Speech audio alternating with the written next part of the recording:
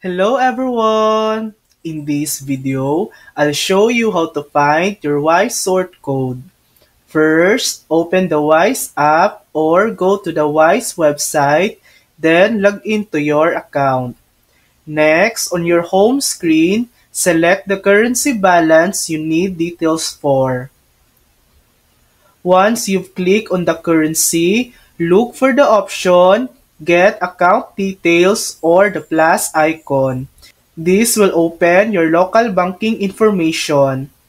Here you'll see your account details. You'll find your sort code listed alongside your account number. You can simply tap or click to copy it.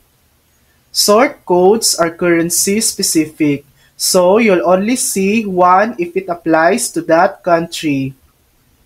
If it's your first time setting up a currency, Wise may ask you to complete a quick verification. You'll also find international details like SWIFT, BIC, or IBAN for global transfers.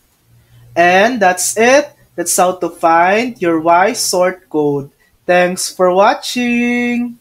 If this video helped you, please like and subscribe for more helpful tutorials.